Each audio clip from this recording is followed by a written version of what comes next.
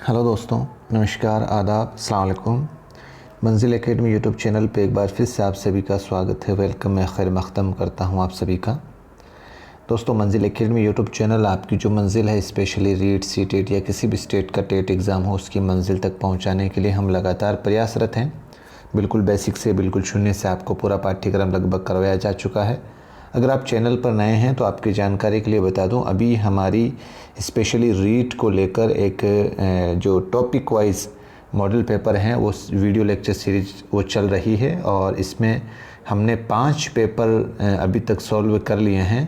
अगर आपने वो नहीं देखे हैं तो पहले मेहरबानी करके आप प्लेलिस्ट बनी हुई है उर्दू पे, यहाँ पे रीट मॉडल पेपर के नाम से, उसको आपको देखना है और 1-2 बार सुनना है अच्छे से, क्योंकि आपका रिवीजन भी हो जाएगा और आपका कॉन्सेप्ट जो है वो भी क्लियर हो जाएगा। क्योंकि अपना यहाँ पर मकसद सिर्फ जो सवाल पे जो ऑब्जेक्टिव टाइप सवाल है उसका सिर्फ राइट आंसर बता के, मैं आपको ये आप देख रहे होंगे कि आपको सिर्फ राइट आंसर बता करके ही सवाल को सॉल्व नहीं करा रहा हूँ, उसके साथ में उसका क्या कॉन्सेप्ट जुड़ा है वो भी मैं क्लियर करवा रहा हूँ।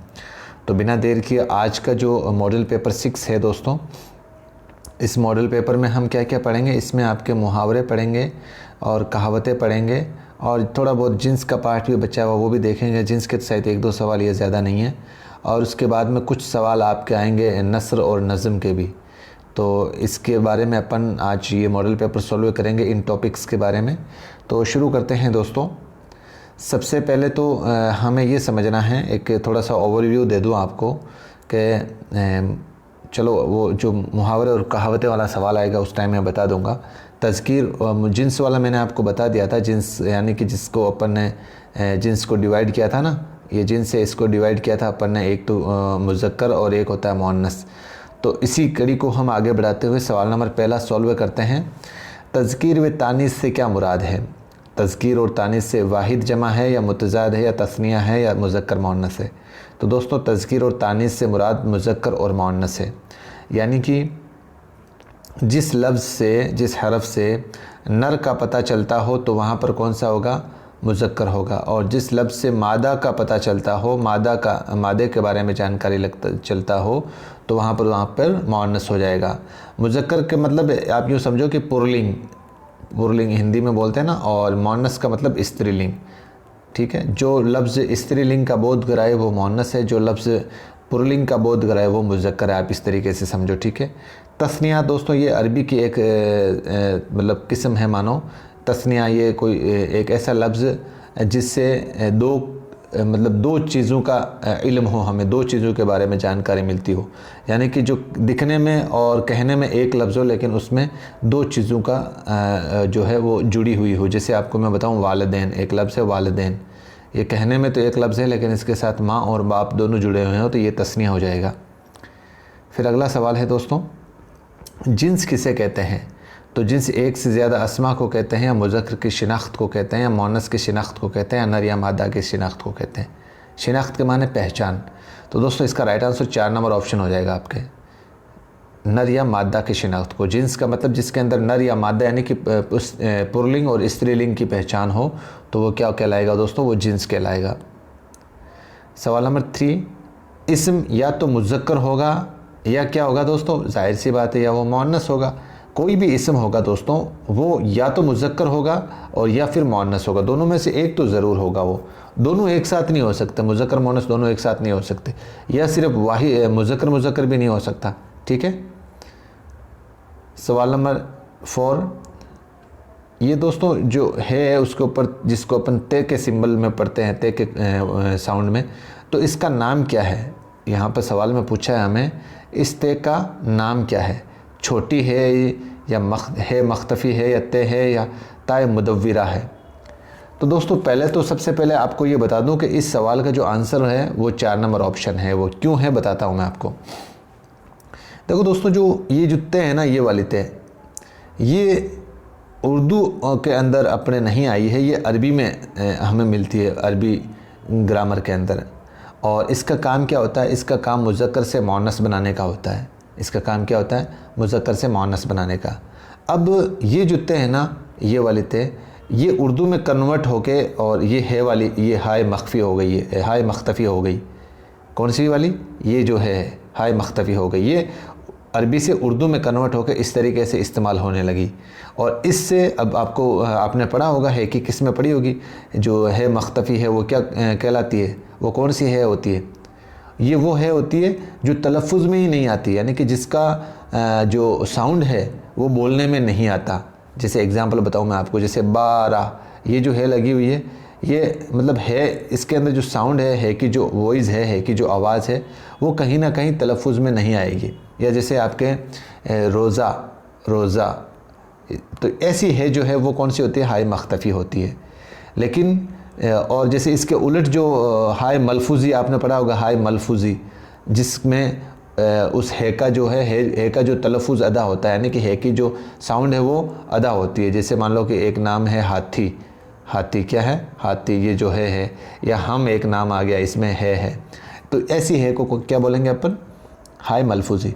तो यहाँ पर ये ज़िक्र नहीं है, हमारे पास में ये नॉलेज होनी चाहिए कि ये जो है इससे कन्वर्ट होकर उर्दू अदब के अंदर ये वाली है आई है, और यहाँ पर ये ताए मुदव्विरा है और ये अरबी ग्रामर का पार्ट है। ठीक है, तो आपका थोड़ा कॉन्सेप्ट तैयार हो जाए, ये ध्यान रखना दोस्तों। आगे बढ़ते हैं, सवाल नंबर 5, ताए मुदव्विरा का इस्तेमाल किस लिए किया जाता है? ताए मुदव्वरा का इस्तेमाल, अब सवाल देखो आप, ताए मुदव्वरा का इस्तेमाल किया जाता है किस में? अरबी में, उर्दू में, फ़ारसी में, या तीनों के अंदर? सवाल नंबर 5, तो इसमें अरबी के अंदर किया जाएगा सिर्फ ताए मुदव्विरा। ये जो ताए मुदव्विरा है ना, इसका इस्तेमाल किस में किया जाएगा? सिर्फ अरबी में किया जाएगा। सवाल नंबर 6, ताए मुदव्विरा का इस्तेमाल किया जाता है किस लिए? मुअन्नस से मुज़क्कर बनाने में, या वाहिद से जमा बनाने में, या मुज़क्कर से मुअन्नस बनाने में, या एक और 3 सही है? सवाल नंबर 6, इसका राइट आंसर दोस्तों 3 नंबर ऑप्शन है। इसमें जो ये ताए मुदव्विरा है ना, ये इसका आपके मुज़क्कर से मुअन्नस बनाने में काम में ली जाती है, क्योंकि ये उर्दू में कन्वर्ट हो गई किसमें? इसमें। तो जैसे आपके मान लो कि ये लफ्ज़ है ना, जैसे मुअल्लिमा, मुअल्लिमा, ये लास्ट में आखिर में जो है इस्तेमाल हुई है ना, ये कौन सी? ताए मुदव्विरा ही तो है ये, मनाजिरा। तो इस तरीके से ध्यान रखें दोस्तों, ताए मुदव्विरा का इस्तेमाल। सवाल नंबर 6 का राइट आंसर हो गया मुज़क्कर से मुअन्नस बनाने में। सवाल नंबर 7 क्या कहता है? उर्दू में ते की जगह इस्तेमाल की जाती है। क्या इस्तेमाल की जाती है उर्दू में? ये तो ते जो है वो ताए मुदव्विरा है, अरबी का लफ्ज़ है, ये किस में कन्वर्ट हो गया उर्दू में आते हुए? वो इस है में कन्वर्ट हो गया। किस में हो गया? ये 1 नंबर ऑप्शन है ना दोस्तों, 7 नंबर का पहला नंबर ऑप्शन, ये सही हो जाएगा इसका। लफ्ज़ लैला है, लैला क्या है दोस्तों? मुज़क्कर है, एक मुअन्नस है, एक जमा है, या कोई नहीं है? तो ये तो बिल्कुल आसान है, आपने पढ़ा होगा अच्छे से। तो इसका ये दोस्तों मुअन्नस है, मुअन्नस है। अब आपको देखो इसका मुतज़ाद पूछ ले तो आप जोड़ते होंगे लैला मजनू, लैला मजनू, ये जोड़ी जुड़ते हुए एक लफ्ज़ एक साथ बोले जाते हैं, ध्यान रखना दोस्तों इसका। सवाल नंबर 9 बढ़ते हैं अपन, सॉरी, ये है सवाल नंबर 9। अगर इसमें मुज़क्कर का आखिरी हरफ, नियम देखना दोस्तों क्या कहता है सवाल नंबर 9 का, कि अगर इसमें मुज़क्कर का आखिरी हरफ अलिफ़ हो, क्या हो? अलिफ़ हो, तो मुअन्नस बनाने के लिए अलिफ़ को हटाकर क्या लगाया जाए? यानी कि अगर किसी इस्म के अंदर अलिफ़ दिया हुआ हो आखिर में, और उसको हटाकर अगर हमें मुअन्नस बनाना हो तो क्या लगाना पड़ेगा? ये नियम अगर आपने पढ़ा हो तो इसका राइट आंसर दोस्तों हो जाएगा ये, क्या हो जाएगा? ये लगाना पड़ेगा हमें। अगर आपको एग्जांपल दूँ तो जैसे एक लफ्ज़ है लड़का, आखिर में क्या आ रहा है? ये अलिफ़ आ रहा है कि नहीं आ रहा है लड़के का? तो इसको अगर अपन मुअन्नस बनाएंगे तो क्या लगाएंगे? ये लगाएंगे, तो ये लड़की, ये वाली ये हो गया। या जैसे मान लो कि आप छोरा, एक एग्ज़ाम्पल है छोरा, और इसका हो जाएगा छोरी, ये वाली ये, ठीक है। सवाल नंबर 10, बेजान इस्मा की तज़कीर और तानिस मुमकिन है। बेजान का मतलब जो निर्जीव है आपके, बेजान का मतलब क्या है? निर्जीव। तो दोस्तों क्या जो निर्जीव वस्तुएं होती हैं, जो बेजान होती है, उनकी मुज़क्कर या मुअन्नस नहीं बनती है क्या? बिल्कुल बनती है। तो यहाँ पर बेजान अस्मा की तज़कीर और तानिस मुमकिन है क्या, ये पूछ रहा है। तो सवाल नंबर 10 का आंसर हो जाएगा दोस्तों आपके 1 नंबर ऑप्शन, बिल्कुल हो सकती है। मुग़ल का मुअन्नस क्या है? सवाल नंबर 11, मुग़ल का मुअन्नस, मुग़ल का मुअन्नस मुग़लाई है, या मुग़लानी है, या मुग़ालिनी है, या मुग़लन है? बहुत अच्छा सवाल है दोस्तों। राइट आंसर इसका हो जाएगा मुग़लानी। क्या है? मुगलानी। ध्यान रखना दोस्तों, बिल्कुल कॉमन लफ्ज़ हैं ये, ध्यान रखना आप। मुगलानी, मुगलानी 2-3 बार बोलना। मुज़क्कर इस्म है, ये जो 4 ऑप्शन दिए हुए हैं इसमें मुज़क्कर कौन सा इस्म है? वतन है, एक इज़्ज़त है, एक जन्नत है, एक दौलत है। तो 12 नंबर सवाल का राइट आंसर दोस्तों आपके 1 नंबर ऑप्शन है, वतन। इसका ये क्या है? मुज़क्कर है, ठीक है। बाकी तीनों मुअन्नस है। मुज़क्कर इस्म है, मुज़क्कर इस्म है, इसमें बाग, नहर, वादी, हिफाजत, इन चारों लफ्ज़ों के अंदर मुज़क्कर कौन सा इस्म है भाई? तो इसमें बाग जो है वो दोस्तों मुज़क्कर है, बाकी नहर, वादी, हिफाजत ये सब मुअन्नस है। सवाल नंबर 14, मुअन्नस इस्म है। अब इसमें मुअन्नस कौन से हैं? ख़ारिश है या संदूक है या कपड़ा है या आराम है? सवाल नंबर 14। अब आप लोगों को ख़ारिश का मतलब ही नहीं पता होगा, ज़्यादातर लोगों को। ख़ारिश का मतलब एक तरह की ये बीमारी होती है दोस्तों, उसको क्या बोलते हैं? हाँ, खुजली, खुजली बोलते हैं ना, खुजली, खुजली इसको बोलते हैं खुजली, ठीक है, खुजली इस तरीके से। तो वो क्या होती है? ख़ारिश। तो मुअन्नस क्या है आपके? अब देखो, संदूक, कपड़ा, आराम, ये तीनों तो मुज़क्कर है, तो ख़ारिश क्या हो जाएगा आपके? मुअन्नस हो जाएगा। क्लियर? सवाल नंबर 15, मुअन्नस इस्म कौन सा है भाई इसमें? गुठली, दीमक, ख़ारिश और तीनों। सवाल नंबर 15 में, तो सवाल नंबर 15 के अंदर देखो, ख़ारिश तो अभी हमने पढ़ाया था, ये तो मुअन्नस है ही है, गुठली भी मुअन्नस है और दीमक भी मुअन्नस है। तो राइट आंसर क्या हो जाएगा? चारों सही है ये। सवाल नंबर 16, मुज़क्कर इस्म है, चाचा है, वतन, बाग, तीनों। तो सवाल नंबर 16 का आंसर भी दोस्तों आपके 4 नंबर ऑप्शन हो जाएगा, क्योंकि चाचा, वतन, बाग ये तीनों क्या है दोस्तों? ये मुज़क्कर हैं। क्लियर? सवाल नंबर 17 पे पढ़ते हैं अपन। इज़्ज़त की जिन्स की पहचान होती है। भाई इज़्ज़त जो लफ्ज़ है, इसके अंदर, इस लफ्ज़ के अंदर किस लफ्ज़ से जिन्स की पहचान होगी? 17 नंबर के अंदर उसके ते से होगी या किसी से नहीं होगी, या जुमले में इस्तेमाल के ज़रिए होगी, या आइन से होगी? तो सबसे पहले दोस्तों आपको पता है इज़्ज़त जो है वो निर्जीव है या सजीव है? निर्जीव है, यानी कि बेजान है इज़्ज़त जो इस्म है। तो बेजान जो भी होगी दोस्तों, वो ज़्यादातर उसका इस्तेमाल जिन्स किस बेस पे पता कर सकेंगे अपन? जुमले में इस्तेमाल के ज़रिए। भाई जब ये जुमले में इस्तेमाल होगी ना, तो उसके बेस में अपन पता कर सकते हैं कि ये जिन्स जो है वो मुज़क्कर में इस्तेमाल हुआ है या मुअन्नस में इस्तेमाल हुआ है। अब जाहिर सी बात है कि जो बेजान होते हैं, जो निर्जीव होते हैं, वो ये तो जाहिर है, हमें सबको पता है कि वो या तो मुज़क्कर होगा या मुअन्नस होगा। लेकिन मुज़क्कर और मुअन्नस किसके बेस पे पता करेंगे? उस सेंटेंस में वो किसके बेस पे इस्तेमाल हुआ है। तो यहाँ जुमले में इस्तेमाल के ज़रिए हम पता लगा सकते हैं, ठीक है, जिन्स की पहचान। सवाल नंबर 18, बेजान अस्मा की जिन्स की पहचान होती है ते से, किसी से नहीं, जुमला में इस्तेमाल के ज़रिए। तो इसका भी राइट आंसर दोस्तों आपके यही है, जुमले में इस्तेमाल के ज़रिए। क्लियर? 19वां सवाल जो है, इसमें मुज़क्कर हुरूफ सही पर ख़त्म होते हैं, लगाकर मुअन्नस बना सकते हैं क्या? नी, अलिफ और नी या अलिफ और नून, ये अनी और है, यानी कि सिर्फ नी या अलिफ और नी दोनों मिलाकर, या दोनों नी और अलिफ और नून मिलाकर, या है। हुरूफ सही आपको पता हो तो हुरूफ सही किसे कहेंगे? हुरूफ सही यानी कि आपने पढ़ा था ना, हुरूफ इल्लत और हुरूफ सही, यानी कि उर्दू के अंदर हुरूफ इल्लत को क्या बोला था हमने? हुरूफ इल्लत को जो वोवल हैं, अलिफ वाव ये, और हुरूफ सही मतलब जो बाकी बच गए कॉन्सोनेंट जितने भी। तो इसका मतलब हुरूफ सही कोई भी, जैसे अलिफ, वाव और ये, इन तीनों के अलावा कोई भी लफ्ज़ के आखिर में अगर हुरूफ सही है, चाहे वो बे हो सकता है, वो ते हो सकता है, चाहे जीम हो सकता है, इन सब के आखिर में क्या लगाएं जिससे वो मुअन्नस बन जाए?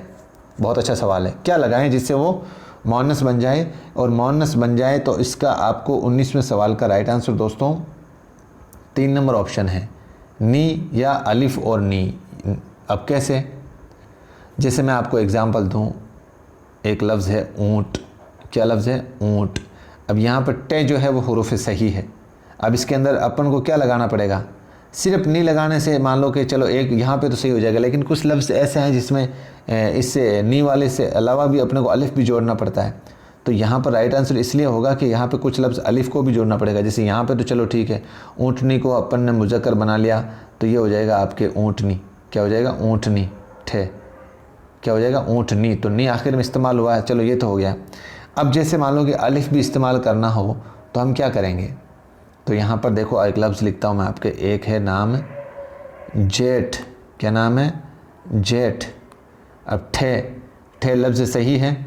अब इसका अपन अगर मुअन्नस बनाएं तो इसका ये हो जाएगा जेठानी, जेठानी। अब ध्यान से देखो, एक तो ये वाली ने तो लगानी पड़ेगी अपने को, अब इसमें अलिफ और मांगा है अगले ने, यानी कि ये तो ने जो है वो अपन अभी ऊँट वाले लफ्ज़ में देख ली, अब ये अलिफ और नी दोनों हैं, तो यहाँ पर देखो जेठ है, ठे के आगे एक अलिफ और दिया हुआ, देखो ये ना जेठा, ये वाली एक अलिफ हो गया और ये नी हो गया। तो इस तरीके से दोस्तों ध्यान रखना इस सवाल का। कुबरा क्या है भाई दोस्तों, सवाल नंबर 20 में, तो ये मुअन्नस है दोस्तों, क्या है, मुअन्नस। सवाल नंबर 21, जुमला तोता चश्मी करना, ये क्या है दोस्तों, जुमला तोता चश्मी करना। तो दोस्तों इसका राइट आंसर है, ये एक मुहावरा है। अब आपको सबसे पहले तो ये पता होना चाहिए कि मुहावरा क्या है और कहावत क्या है। बेसिक सा थोड़ा सा फ़र्क है, आप देखना इसमें दोस्तों। जो मुहावरा होता है ना, मुहावरा, वो ये मान लो कि एक तरीके से पूरा जुमला नहीं होता है, ये अरबी ज़बान का लफ्ज़ है वैसे मुहावरा, और इसका जो अगर लग़वी माने देखें तो वो होता है बाहमी गुफ्तगू करना। क्या होता है आपके, बाहमी गुफ्तगू करना। और माने कि ये लग़वी माने की जगह मतलब दूसरे माने में इस्तेमाल होता है।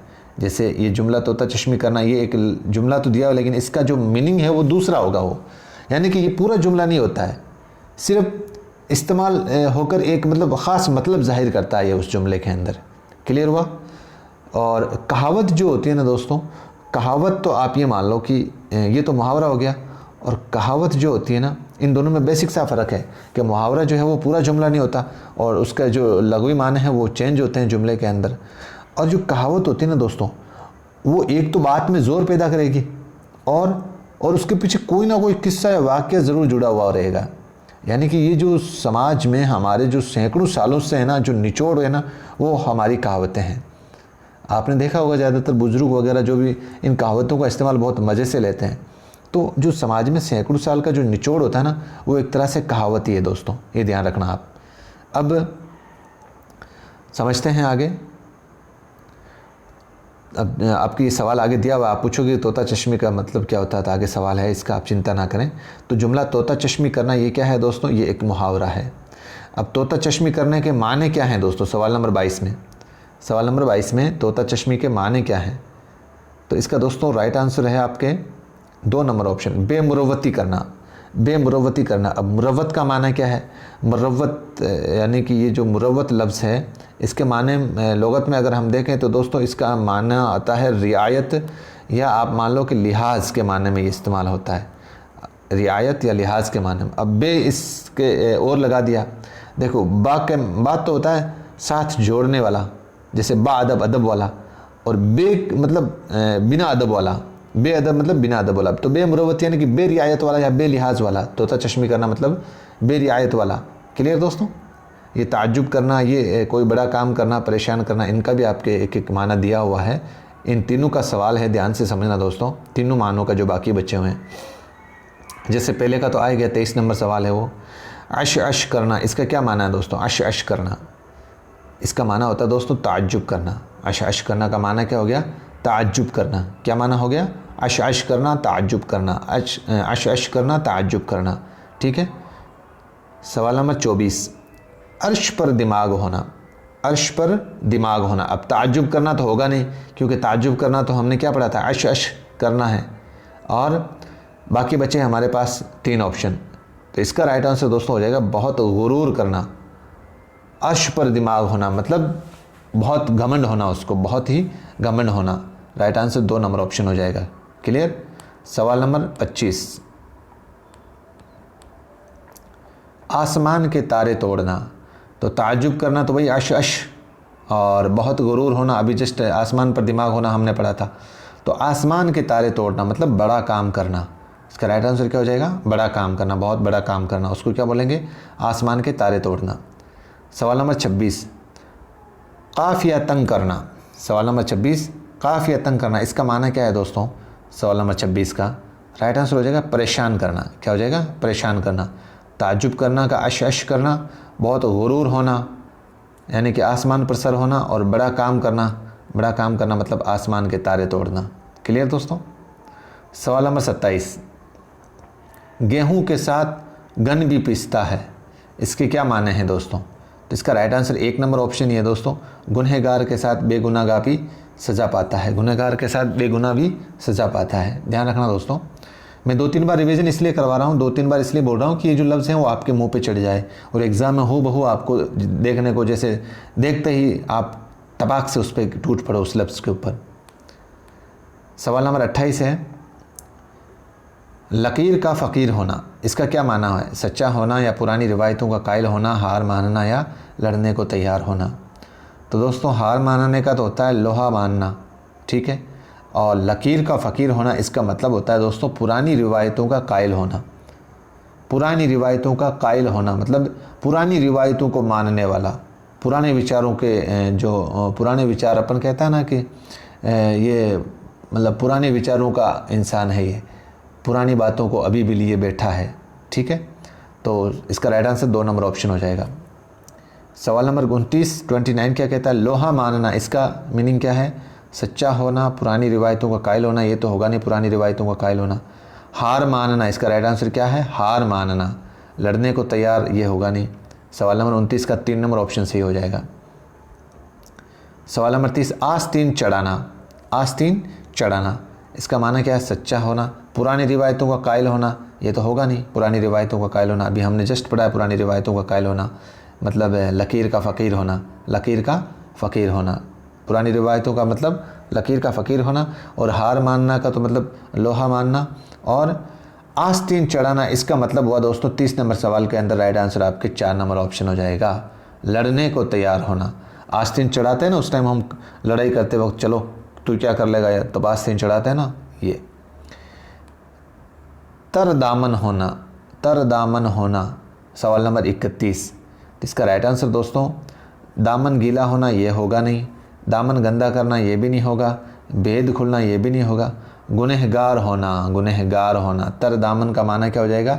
सवाल नंबर 31 के अंदर गुनहगार होना क्या हो जाएगा? गुनहगार होना। सवाल नंबर 32 के अंदर बढ़ते हैं। कली खिलना, कली खिलना, कली खिलना, तो इसका दामन गीला होना, ये तो होगा नहीं सवाल नंबर 32 के अंदर। और दामन गंदा होना, ये भी नहीं होगा। गुनहगार होना, ये भी नहीं होगा, ये तो अभी हमने देखा था। और भेद खुलना, कली खिलना मतलब भेद खुलना, इसका राइट आंसर क्या हो जाएगा? 4 नंबर ऑप्शन। सवाल नंबर 33, घी के चिराग जलाना, घी के चिराग जलाना, खुशी मनाना, रोशनी करना, चिरागा करना, फजूल खर्ची करना। सवाल नंबर 33, तो इसका राइट आंसर दोस्तों घी के चिराग जलाना का माना है खुशी मनाना। क्या है? खुशी मनाना।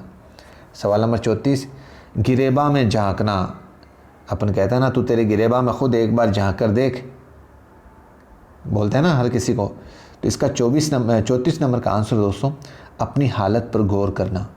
राइट आंसर क्या है? अपनी हालत पर गौर करना। उसको बोलते हैं ना तू कितना पानी में है, कम से कम एक बार अपने गिरेबान में झांक कर तो देख। तो इसलिए अपन इसका माना क्या लगाएंगे? अपनी हालत पर गौर करना। देखो इससे कॉमन मिलता जुलता भी लफ्ज़ दिया हुआ होगा आपको, अपने गिरेबान में देखना, ये नहीं होगा दोस्तों, ठीक है। सवाल नंबर 35, नाक का बाल होना। नाक के बाल को आप मतलब अलग थोड़ी कर सकते हो यार, ठीक है, थोड़े दिन काट लोगे वापस आ जाएंगे वो। तो नाक का बाल होना मतलब क्या है? बहुत प्यारा होना, इसका मतलब क्या है? प्यारा होना, ठीक है ना। सवाल नंबर 36 का आंसर है नफ्सा नफ्सी का आलम होना। दोस्तों आपने कई बार तकरीर सुनी होगी, अल्लामा मौलाना साहब जब किसी मिलाद शरीफ में तकरीर करते हैं ना कि जब क़यामत का दिन होगा हर इंसान वहाँ पर नफ्सी नफ्सी के आलम में होगा, आपने सुना होगा कई बार। तो इसका माना क्या होता है दोस्तों? सवाल नंबर 36 में इसका राइट आंसर दोस्तों होता है अपनी अपनी पढ़ना। यानी कि आपने देखा होगा जब इमाम साहब कहते हैं कि वहाँ पर किसी के अगर एक भी नेकी कमी पड़ गई तो वहाँ पर वो इंसान जो है वो उस अपने वालिद के पास जाएगा, अपनी बीवी के पास जाएगा, अपनी बहन के पास जाएगा, लेकिन कोई भी उस वक्त क़यामत के दिन एक भी नेकी देने वाला नहीं होगा। सबको अपनी अपनी पड़ी है। सबको ये डर रहता है कि कहीं ये डर रहेगा कि कहीं मेरे खाते से कोई एक नेकी कम ना हो जाए और मुझे जन्नत का रास्ता जो है वो कहीं मेरे लिए बंद ना हो जाए। तो इसका मतलब क्या हुआ? अपनी अपनी पढ़ना। क्लियर। सवाल नंबर 37 क्या कहता है? हथेली पर सरसों जमाना, ये तो कई बार होता है, जिसमें आपके साथ भी इस्तेमाल होते होंगे ये लफ्ज़। तो जैसे कोई अल्लाह ना करे किसी को कर्ज़दार कर दे, और अगर वही मांगने वाला दोबारा मतलब उस इंसान के पास आता है, वो बोलता है कि हमें तो मुझे तो यार आज के आज पैसे दे, तो वो इंसान यही बोलता है यार हथेली पे सरसों कहाँ से उगाऊँ मैं, मतलब कि भाई इसी वक्त आपको कहाँ से दूँ। तो इसका मतलब जल्दी करना। हथेली पर सरसों जमाना मतलब 37 का जो राइट आंसर है आपके, जल्दी करना है ना, राइट आंसर ध्यान रखना। हथेली पे सरसों उगना मतलब सरसों, ये आप थोड़ा सा समझो इसको कि भाई जो सरसों की जो सीज़न है वो एक दिन में थोड़ी लग जाती है। वो पौधा जो होता है वो कई दिनों तक मतलब 4-5-6 महीने लगते हैं उसको पकने में, इसलिए आप क्यों जल्दी कर रहे हो। ठीक है। सवाल नंबर 38, ज़मीन आसमान एक करना। ज़मीन आसमान एक करना 38 के अंदर। सब मिला देना, गड़बड़ कर देना, बहुत कोशिश करना, ख़त्म करना। तो इसका माना है बहुत कोशिश करना। तो अब आपके लिए भी मैं यही बोलूँगा दोस्तों, रीड के लिए आपके टाइम जो है वो बहुत कम बचा है, और इसके लिए आप अब ज़मीन आसमान एक कर दो। क्या कर दो? ज़मीन आसमान अब एक कर दो। सवाल नंबर 39, पर्दा डालना, इसके क्या माने हैं? 39 पर्दा डालना। सवाल नंबर 39, किसी बात को छुपाना, बात को आम करना, किसी चीज़ को छुपाना, या तीनों सही है। तो इसका राइट आंसर है दोस्तों किसी बात को छुपाना, पर्दा डालना, किसी बात को छुपाना। आगे बढ़ते हैं 39 के बाद में 40 नंबर सवाल है, पगड़ी संभालना। इसका क्या माना है दोस्तों? पगड़ी संभालना, पगड़ी उछालना ये तो होगा नहीं, पगड़ी ठीक करना ये भी नहीं होगा, और इज़्ज़त बचाना और इज़्ज़त बनाना। देखो दोस्तों बहुत अच्छा सवाल है ये दो कन्फ्यूज़न आप देखो, जब जल्दबाजी में अपन को कहते हैं ना कि सवाल आया हुआ भी हमने ये गलत कर दिया, ऐसे सवालों में हमसे गलती होती है। हमको क्या है कि इज़्ज़त नाम दिखते ही सीधा उस पर टिक कर देते हैं, और अगले ने देखो तीसरा ऑप्शन भी ये दिया है इज़्ज़त बनाना। तो अब हमने ये नहीं सोचा कि यार आगे एक ऑप्शन 4 नंबर ऑप्शन और है, और वो इससे भी बेटर है, इससे भी बेटर है। इज़्ज़त बनाना का माना नहीं होगा इज़्ज़त पगड़ी संभालना, इज़्ज़त बचाना होगा दोस्तों। क्या होगा? इज़्ज़त बचाना। पगड़ी संभालना का माना क्या होगा? इज़्ज़त बचाना। 4 नंबर ऑप्शन सही हो जाएगा। सवाल नंबर 41, 3-5 करना। आपके दोस्तों में जब आप बैठे रहते हो तो ज़्यादा उसको बोलता है ना यार तू ज़्यादा 3-5 मत कर, तो इसका मतलब वो क्या कर रहा होता है उस टाइम? स्कीम बना रहा होता है, या फजूल की बातें करता है, या नाइत्तेफाकी करता है, या बात ना मानने की, वो आपकी कोई बात नहीं मानता। तो इसके राइट आंसर दोस्तों क्या हो जाएगा? वो जब कोई भी बंदा फजूल की बात करता है तब आप उसको टोकने के लिए बोलते हो ना ज़्यादा 3-5 मत कर, तो मतलब ज़्यादा फजूल की बातें मत कर। सवाल नंबर 42, जूतियों में दाल डालना। जूतियों में दाल डालना, इसका राइट आंसर क्या है? स्कीम बनाना, ना इत्तेफाकी करना। फजूल की बात तो होगा नहीं दोस्तों, अभी हमने पढ़ा। बात ना मानना ये भी नहीं होगा, और स्कीम बनाना ये भी नहीं होगा दोस्तों। तो इसका मतलब अपने पास क्या बचा है? सवाल नंबर 42 का राइट आंसर ना इत्तेफाकी करना। क्या हुआ? ना इत्तेफाकी करना। सवाल नंबर 43, चिराग सहरी होना। इसके क्या माने हैं दोस्तों? चिराग सहरी होना, खफा होना, या मौत के करीब होना, या गफलत में होना, या मातम करना। 43 का राइट आंसर दोस्तों मौत के करीब होना है। चिराग सहरी होना, इसका जैसे आप इस लफ्ज़ से समझो जैसे आपने कोई चिराग जला दिया सोते टाइम, और जैसे मोमबत्ती है, और ये इतनी लंबी कोई मोमबत्ती है, इतनी लंबी कोई मोमबत्ती है, और जब आपने सोते वक्त इसको जलाया, सहरी का माने कब? सुबह का वक्त यहाँ होता है, मान लो यहाँ पर। अब ये जलती जलती जलती जलती जलती जलती यहाँ तक पिघल गई, तो इसका मतलब अब क्या है? ये ख़त्म होने वाली, इसका मतलब मौत के करीब होने वाली है ये। चिराग पा होना, चिराग पा होना। सवाल नंबर 44, खफा होना, मौत के करीब होना तो होगा नहीं, अभी हमने देखा था, ठीक है। और गफलत में होना या मातम करना। सवाल नंबर 44, इसका राइट आंसर दोस्तों खफा होना। चिराग पा होना मतलब खफा होना। क्लियर? सवाल नंबर 45, ख्वाब खरगोश होना। ख्वाब खरगोश होना 45 के अंदर। दोस्तों इसमें राइट आंसर आपके खफा होगा नहीं, क्योंकि खफा तो अभी हमने जस्ट चिराग पा होना इसका माना पड़ा है। चिराग पा होना का माना हो गया खफा होना। मौत के करीब होना, मौत के करीब होना अभी जस्ट हमने पढ़ा था चिराग सहरी होना। चिराग सहरी होना, मौत के करीब होना, चिराग सहरी होना। और आपके चिराग पा होना मतलब आपके इसमें खफा होना, चिराग पा होना मतलब खफा होना, और अब है ख्वाब खरगोश होना 45 के अंदर। इसका माना दोस्तों गफलत में होना। तीनों एक जगह हो गए दोस्तों आपके। खफा होना मतलब चिराग पा होना, और चिराग सहरी होना, ये मौत के करीब होना। समझ में आ गया तीनों। गफलत में होना, ख्वाब खरगोश होना। सर पर खाक उड़ाना, सवाल नंबर 46। सर पर खाक उड़ाना, इसका माना क्या है? खफा होना तो होगा नहीं, और मौत के करीब भी होगा नहीं, गफलत में भी होगा नहीं, तो मातम करना। सही आंसर क्या हो जाएगा? 4 नंबर ऑप्शन 46 के अंदर। सवाल नंबर 47। शेर व शुक्र होना, शेर व शुक्र होना, इसके क्या माने हैं 47 के अंदर? तो इसका राइट आंसर है दोस्तों गुल मिल जाना। क्या है? गुल मिल जाना, क्योंकि नफ़रत होना इसका माना नहीं होगा, मोहब्बत भी नहीं होगा, ताल्लुक़ भी नहीं होगा। तो गुल मिल जाना मतलब शेर व शुक्र होना। सवाल नंबर 48। एक जान दो काल्ब होना, दो कालिब होना। तो दोस्तों इसका ये मान लो कि काल्ब यानी कि दिल होता है दोस्तों। तो एक जान और दो, अपन लिखते हैं ना एक जान और दो दिल होना, तो गहरी दोस्ती होना, या एक शख्स के दो कल्ब होना, या रिश्तेदारी, या बहुत इज्जत करना। ये भी नहीं है, ये भी नहीं है, और रिश्तेदारी ये भी नहीं है। राइट आंसर क्या हो जाएगा? गहरी दोस्ती होना। ठीक है। 49। आँख का काजल चुराना, इसका क्या माना है? आँख का काजल चुराना 49 के अंदर। नफ़रत करना नहीं होगा दोस्तों, तकलीफ़ भी नहीं होगा, सफाई से चोरी करना ये भी नहीं होगा, धोखा देना। राइट आंसर क्या है 49 के अंदर? धोखा देना। आँख का काजल चुराना मतलब धोखा देना। सवाल नंबर 50। आँख में खटकना, आँख में खटकना, नागवार गुजरना, पसंद करना, पुरानी दुश्मनी, या बेमुरवती। तो बेमुरवती तो दोस्तों अपन ने पढ़ लिया था उसी टाइम पहले वाले लफ्ज़ के अंदर। तो 50 नंबर जो सवाल है इसका राइट आंसर दोस्तों नागवार गुजरना। आँख में खटकना मतलब नागवार गुजरना।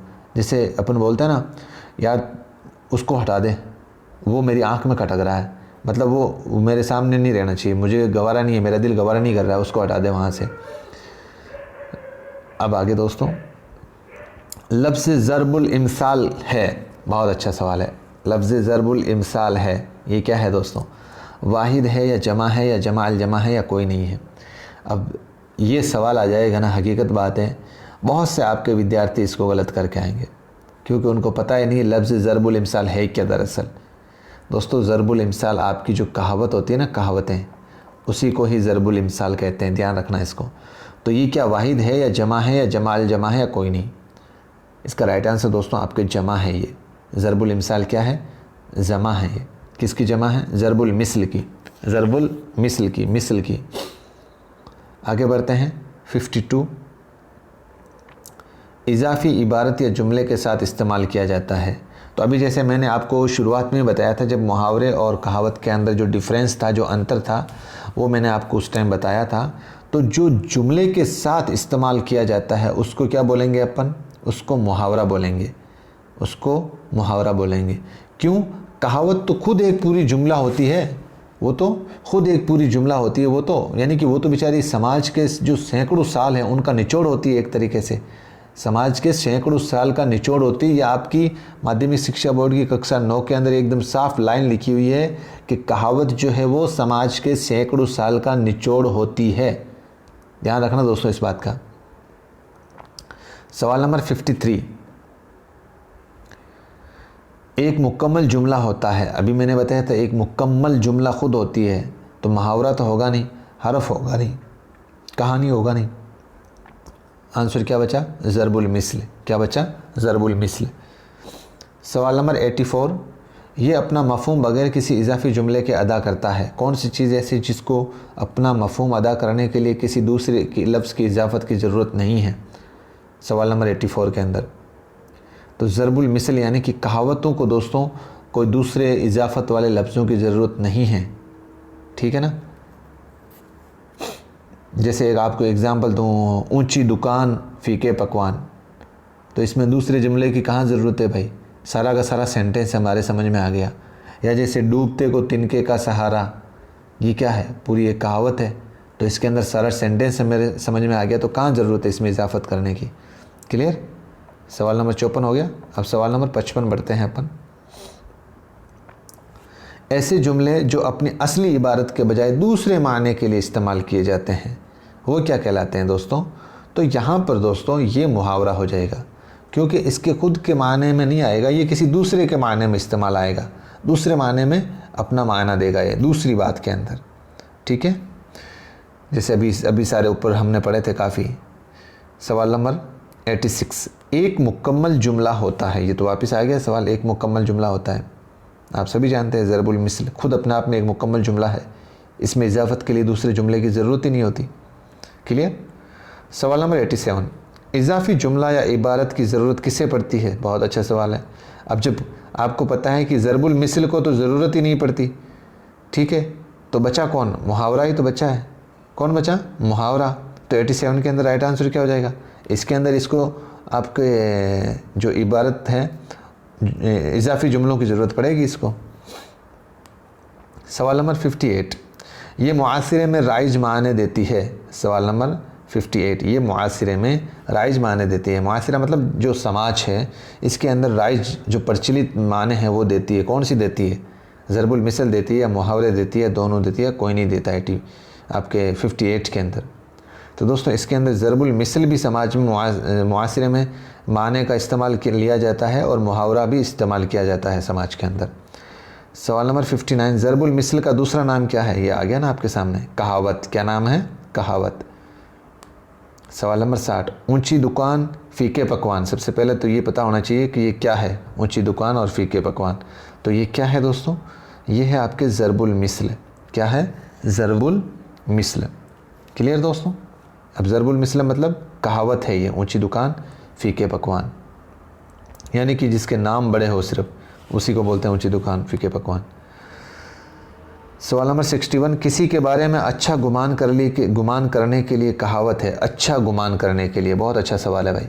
सवाल नंबर 61, किसी के बारे में अच्छा गुमान करने के लिए कौन सी कहावत है? दूर के ढोल सुहावने। 61 का राइट आंसर क्या है? दूर के ढोल सुहावने। ये कब इस्तेमाल करते हैं हम? जब हमें किसी इंसान के बारे में अच्छा गुमान करना है, उसके जो आइडियोलॉजी है उसको अच्छा समझना है, तब हम ये कहेंगे दूर के ढोल सुहावने। तो जैसे अब ऊंचा दुकान फीका पकवान और बंदर के हाथ में नारियल, ये तो होगा नहीं दोस्तों, क्योंकि बंदर के हाथ में नारियल इसका मतलब होता है कि एक आपके जो अनाड़ी होता है, अनाड़ी के हाथ में कोई कामयाब चीज़ दे दो बस, तो वहाँ पर हम इस्तेमाल करते हैं बंदर के हाथ में नारियल। और थोता चिना बाजेगना, ये तो आप सभी जानते हैं, यानी कि एक कमज़र्फ़ आदमी को जो मतलब कमज़र्फ़ आदमी वो शेख ही ज़्यादा मारता है, मतलब कम इल्म वाला जो है वो अपने आप में बहुत ज़्यादा होशियार समझता है। इस तरीके से थोता चिना बाजेगना होगा। आगे बढ़ते हैं। सवाल नंबर 62 के अंदर,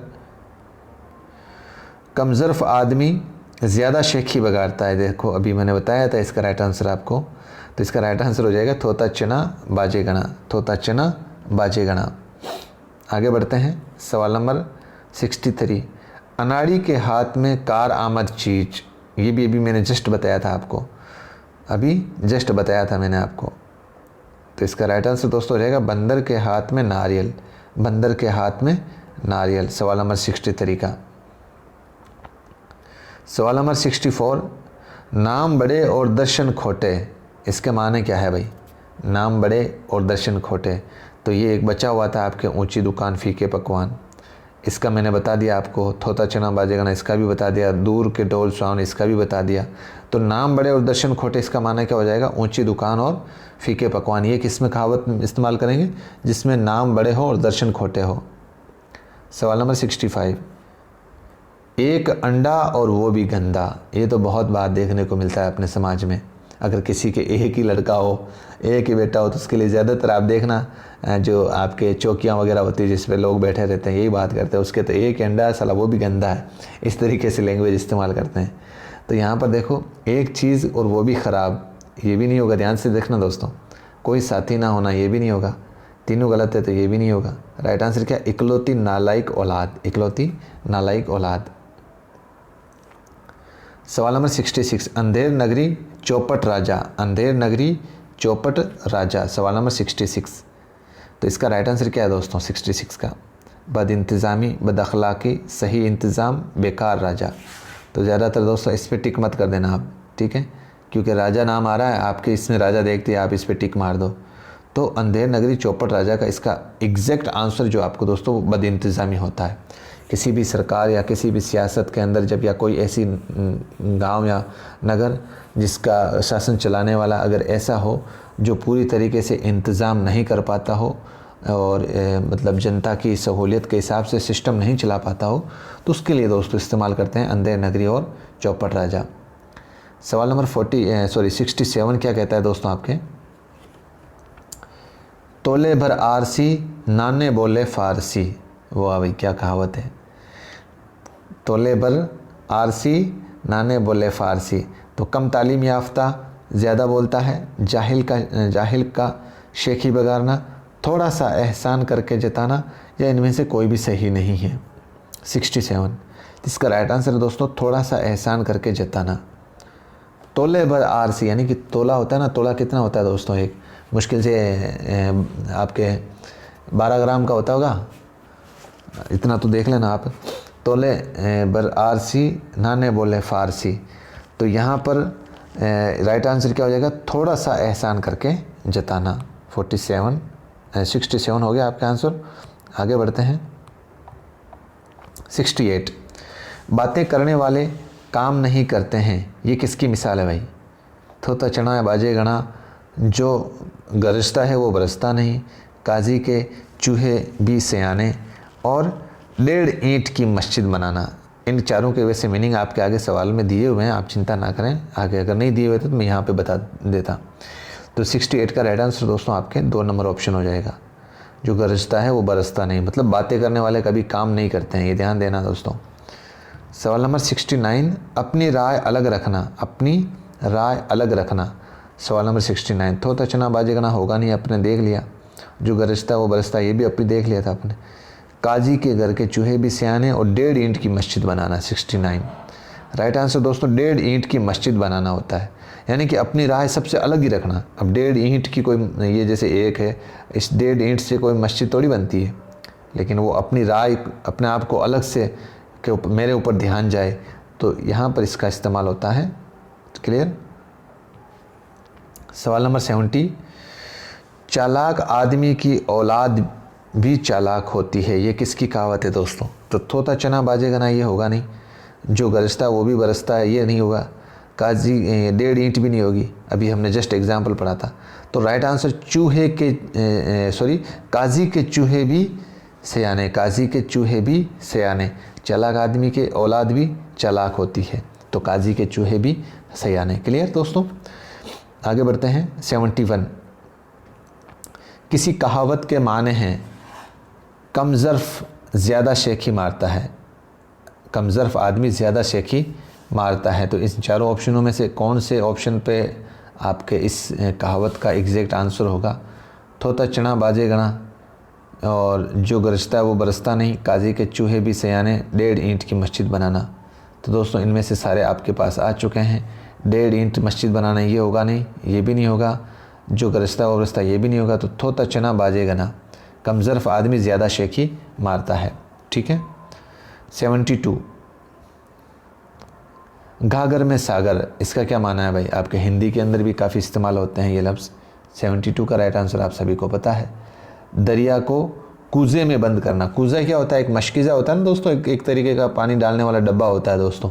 अब इसको आपके इसमें दरिया कैसे समाएगा, आप खुद सोचें। तो इसके लिए यानी कि बहुत सी चीज़ों को एक छोटी सी चीज़ में जो मतलब इम्पॉसिबल हो, तब हम उसमें इस्तेमाल करते हैं गागर में सागर होना, गागर में सागर। Clear. Right answer 2 number option हो जाएगा 72 का। 73 क्या कहता है, सारे शहर में ऊंट बदनाम, कहावत इसके क्या माने हैं। सारे शहर में सिर्फ एक ऊंट ही बदनाम है, ये मतलब किसके माने में इस्तेमाल होता है। बद अच्छा बदनाम बुरा, बदनाम हर जगह बुरा कहलाता है, बेवजह बदनामी या कोई नहीं। तो 73 का राइट आंसर दोस्तों, जो बदनाम इंसान होता है ना, उसकी हर जगह बुराई होती है, यानी कि जो बदनाम हर जगह बुरा कहलाता है, बदनाम हर जगह बुरा कहलाता है। यानी सारे शहर में ऊंट बदनाम, ये इसका मतलब क्या हुआ, बदनाम हर जगह बदनाम ही कहलाएगा। आधा तीतर आधा बटेर, आधा तीतर आधा बटेर। तो ये तो दोस्तों आप सभी जानते हैं 71 के अंदर 74 के अंदर हिंदी की कहावत है ये। तो दोस्तों इसके अंदर बेमेल होना, दो तरह की, क्योंकि इसके देखो जो आंसर है ना थोड़े मिलते जुलते हैं दोस्तों। दो तरह की चीज़ तो ये होगा नहीं, फ़ायदेमंद ये भी नहीं होगा, खूबसूरत चीज़ ये भी नहीं होगा।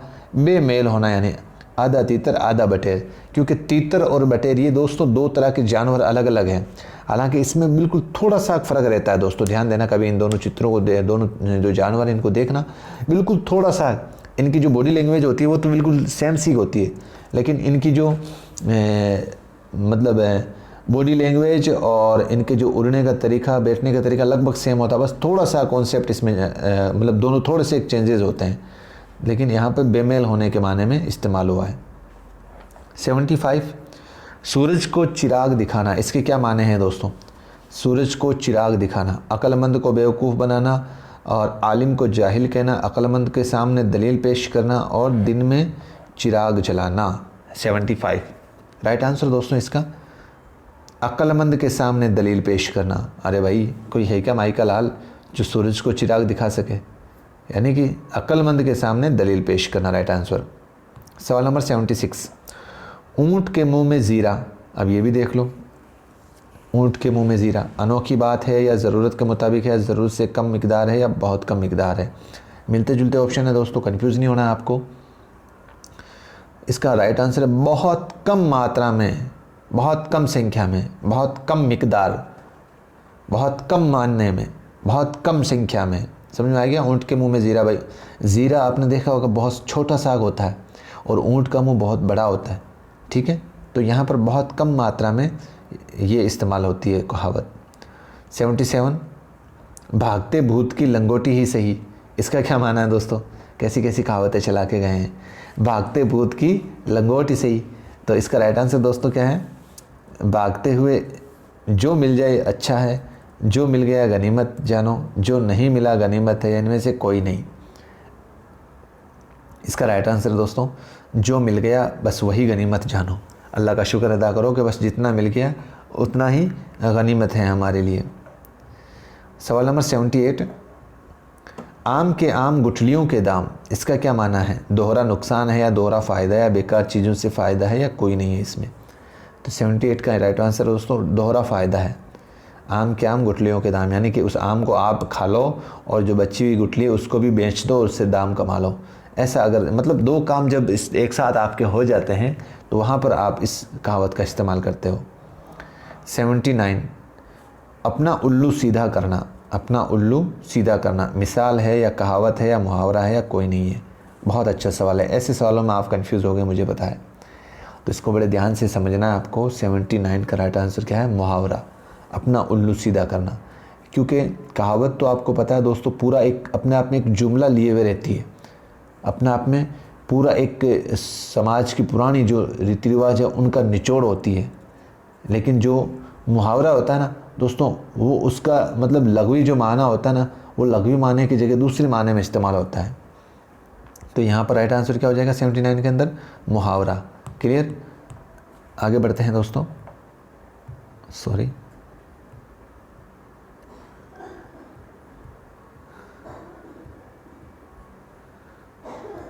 एटी सवाल है आपके।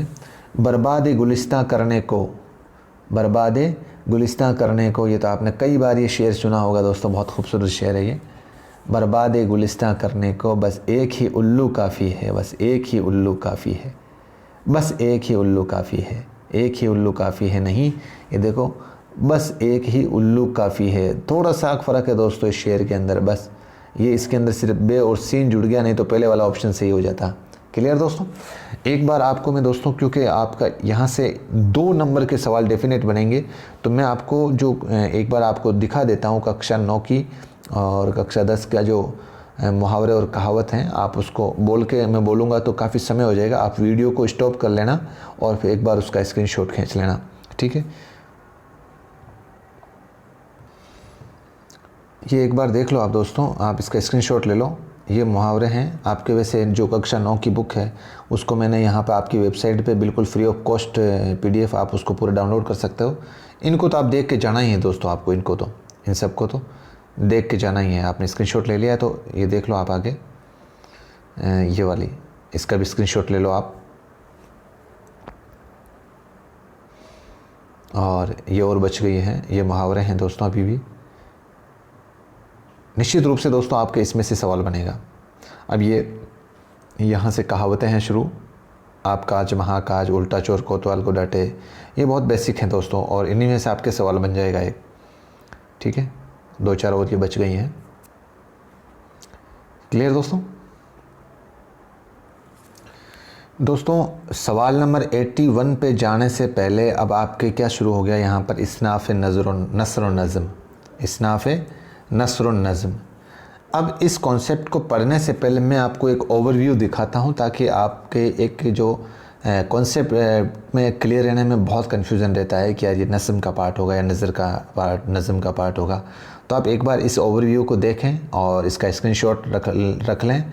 और अगर आप इस तरीके का पूरा कंप्लीट कंटेंट आप चाहते हैं, पूरी ई बुक चाहते हैं जो अभी हमने पेपर सॉल्व कर रहे हैं उस ये भी आपको मिले, तो इसका दोस्तों आपको www.manzilacademy.in इस पे जाकर आपको रजिस्ट्रेशन करना होगा। ये पूरा कंप्लीट कंटेंट आपको मिल जाएगा। अगर कोई प्रॉब्लम हो तो 9462622101 इस पे भी आप कांटेक्ट कर सकते हैं। पूरा कंटेंट आपको मिल जाएगा दोस्तों, पूरा हैंड रिटन कंटेंट आपको लगभग मिल जाएगा इसमें।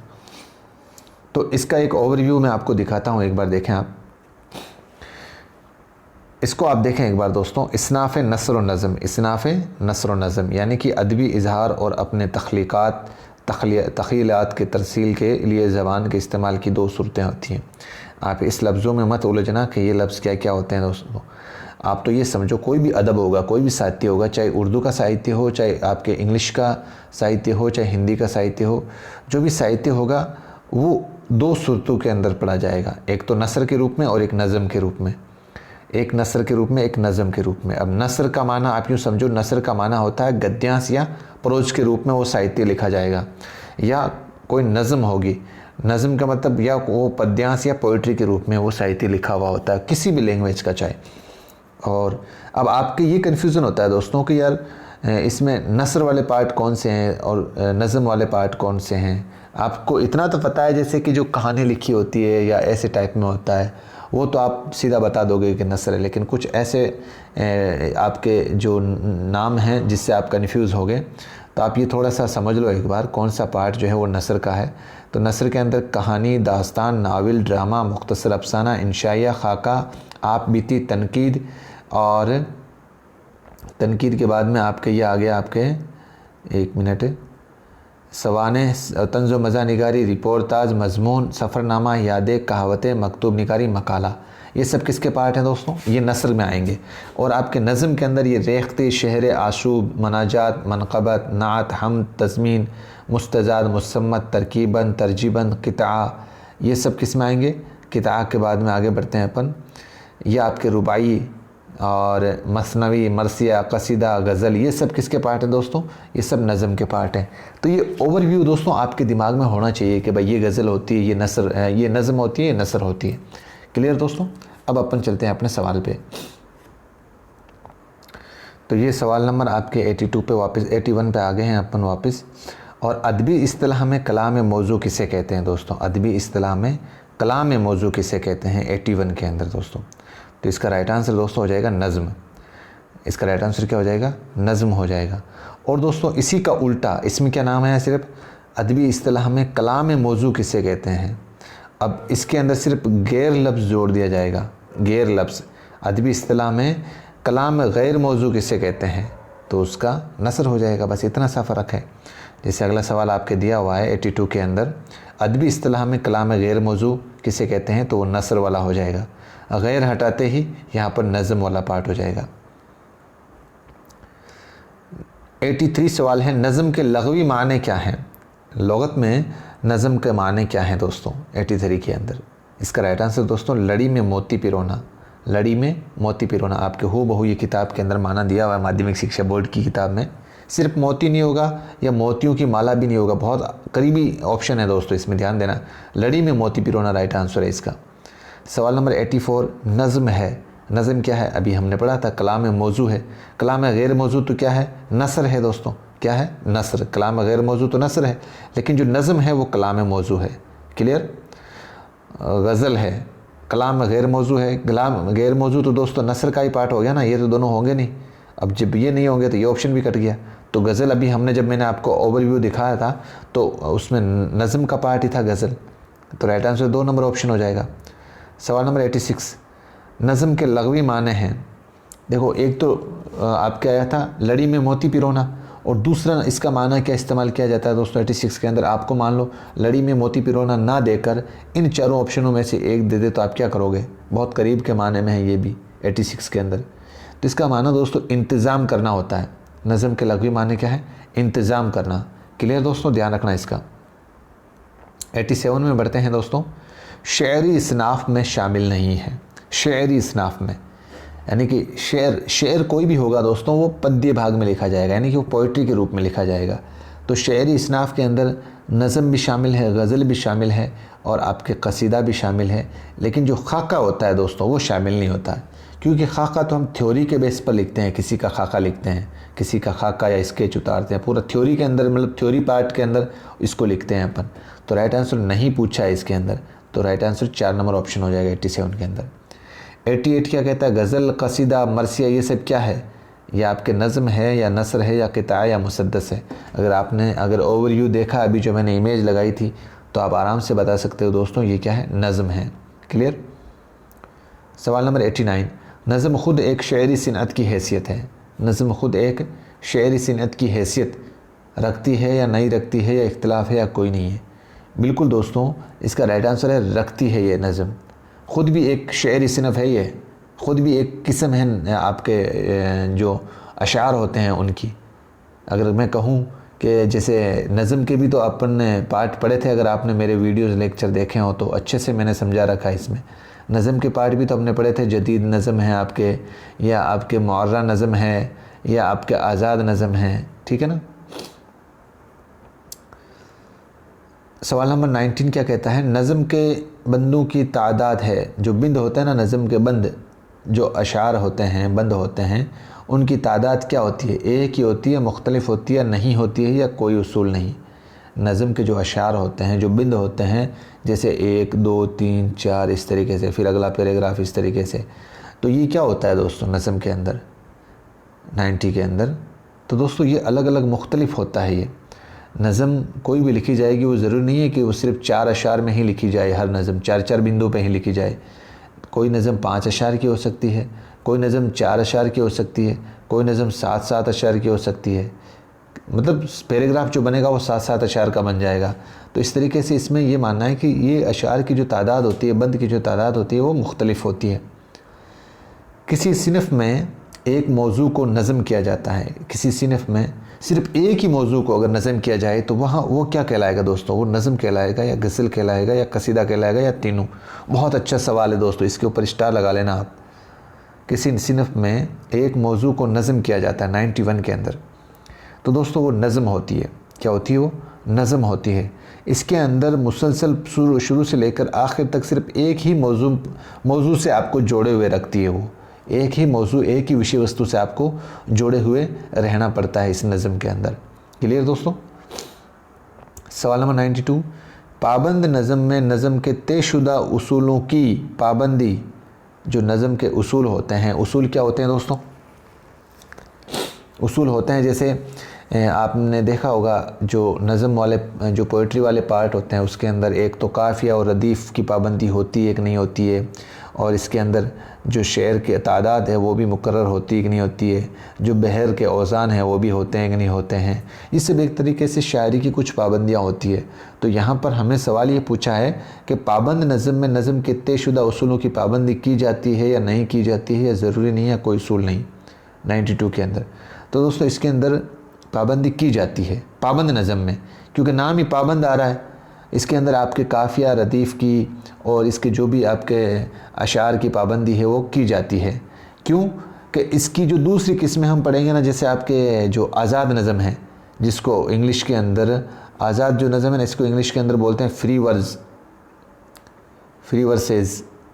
तो इस नज़म के अंदर ना तो काफ़िया की पाबंदी मिलेगी आपको, ना रदीफ़ की पाबंदी मिलेगी, ना अशार की तादाद मुकर्रर है, यानी कि आज़ाद, इसका माना ही आज़ाद है, ठीक है ना। और एक जैसे और आती है आपके मुअर्रा नज़म। मुअर्रा जो नज़म होती है, मुअर्रा नज़म, इसके अंदर ध्यान रखना दोस्तों, काफ़िया और रदीफ़, काफ़िया और जो रदीफ़ है इसकी तो पाबंदी नहीं होती है, लेकिन जो मिसरे होते हैं ना, जो अशार लाइनें होती है, जो मिसरे, वो बिल्कुल बराबर होने चाहिए। बराबर का माना मतलब जैसे आपने अशार लिखा ये वाला यहाँ तक, दूसरा वाला अशार बिल्कुल इसके बराबर ही होना चाहिए, तीसरे वाला अशार भी इसके बराबर होना चाहिए। क्योंकि नज़में, कई नज़में ऐसी होती है जिसके अंदर पहला अशार इतना बड़ा, दूसरा इतना हो जाएगा, फिर तीसरा इतना बड़ा, फिर चौथा इतना। ये वाला पोर्शन है वो आपके मुअर्रा नज़म में नहीं होगा, मुअर्रा नज़म में ये वाला पार्ट होगा। क्लियर। अब यहाँ पर दोस्तों नज़म के अशार की तादाद समझने से पहले आपको है ना अरबी के अंदर 10 तक तो कम से कम गिनती आनी ज़रूरी है, 10 तक। जैसे मान लो कि 2-4 तो मैं बता देता हूँ आपको, जैसे ऊला है, ऊला का माना 1 है, सानिया का माना 2 है, सालिसा का माना 3 है, राबिया का माना 4 है, खामिसा का माना 5 है, और सादिसा का माना 6 है, साबिया का माना 7 है, सामिना का माना 8 है। तो अब इससे क्या होता है, आपके अशार की जो तादाद है ना, वो इन अरबी लफ्ज़ों की गिनती के एतबार से ही पूछे जाते हैं अपने। तो मुसल्लस, अगला सवाल है मुसल्लस। अब ऊला, सानिया, सालिसा, ये जो गिनती से बना है ये सालिसा से बना है मुसल्लस। तो सालिसा का माने होता है 3। तो आपको यहाँ पर 93 के अंदर क्या लिखा है, मुसल्लस क्या है, नज़म है, नसर है, गज़ल है, कसीदा है 93 के अंदर। तो दोस्तों 93 के अंदर नज़म होती है, वो आपके 3-3 अशार की कोई भी जो नज़म होगी, वो कौन सी नज़म होगी, वो मुसल्लस होगी। अगर आपके 5 अशार हो जाएगी तो मुखम्मस हो जाएगी, ठीक है ना। ये ध्यान देना दोस्तों आप। अब जैसे ये आएगी आपके अगला सवाल, नज़म की कदीम किस्म नहीं है, 94 के अंदर कदीम किस्म नहीं है, मुखम्मस है या मुअस्सर है या तरजीबंद है या आज़ाद नज़म है। ध्यान देना दोस्तों, सवाल नंबर 94 का राइट आंसर हो जाएगा आज़ाद नज़म। ये कदीम किस्म नहीं है, क्यों? जो कदीम किस्में थी नज़म की, उसके अंदर तो आपको पता है दोस्तों, जो आपके मुअर्रा नज़म थी, या जैसे आपके जिसके अंदर पाबंद नज़म थी, जिसके अंदर काफ़िया रदीफ़ की पाबंदियाँ होती है, अशार की पाबंदियाँ होती है, वो सब कदीम नज़म है। लेकिन आज़ाद नज़म के अंदर दोस्तों ये सब फ्री रहता है, इसमें ना काफ़िया की पाबंदी रहती है, ना रदीफ़ की पाबंदी रहती है। तो ये जो नज़ीम कदीम का पार्ट नहीं है नज़म, ठीक है। अब आगे बढ़ते हैं दोस्तों 96 के अंदर, बस अभी शतक होने वाला है पूरा आपके। जदीद नज़म की मिसाल है।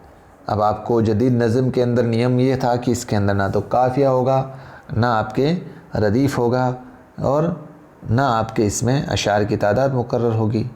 जदीद नज़म की मिसाल, तो जदीद नज़म की मिसाल में 95 का आपका आंसर बन जाएगा दोस्तों। ये एक आज़ाद नज़म है। क्या कहलाएगी? आज़ाद नज़म। जदीद नज़म को ही किसकी मिसाल है ये? आज़ाद नज़म। जदीद नज़म की मिसाल क्या है? आज़ाद नज़म। और आज़ाद नज़म का मतलब इसमें तादाद ना तो मुखम्मस होंगे, ना मुसल्लस होंगे, यानी कि कोई तादाद मुकर्रर नहीं है आपके अशार की, ना काफ़िया की पाबंदी है, ना रदीफ़ की पाबंदी है। क्लियर। सवाल नंबर 96 क्या कहता है? उस नज़म का हर बिंद जिसमें 5 मिसरे मुश्तमिल होता है, यानी कि जो 5 मिसरों पर आधारित होती हो, जो 5 लाइनों पे, इस तरीके से, एक तरीके से यहाँ देख लो, एक बार इसको हटाओ, 1 2 3 4 5, फिर दूसरा पैराग्राफ 1 2 3 4 5, यानी कि इस तरीके से 5-5 अशार पे जो नज़म आधारित होगी, मुश्तमिल होती है, उसको क्या बोलेंगे? तो उसको बोलेंगे दोस्तों मुखम्मस। क्या बोलेंगे? मुखम्मस। क्या बोलेंगे? मुखम्मस। और जो 7 अशार होते हैं उसको बोलते हैं मुअस्सर। क्या बोलते हैं? मुअस्सर। ये आपके आ जाएगा, अगला वाला सवाल इसी पे ही है।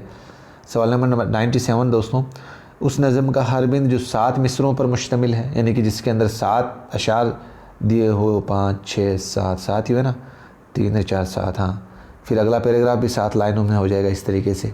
तो उसको क्या बोलेंगे दोस्तों? इनसे सवाल बनने की पूरी संभावना है दोस्तों। इनको आप है ना स्टार लगा लेना नज़म और नसर वाले पार्ट से। तो 97 का राइट आंसर क्या हो जाएगा? मुअस्सर।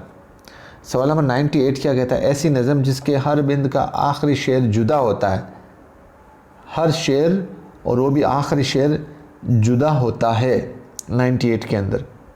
तो इसको दोस्तों तर्जीबंद कहते हैं। क्या कहते हैं? तर्जीबंद। आखिरी शेर जुदा होता है।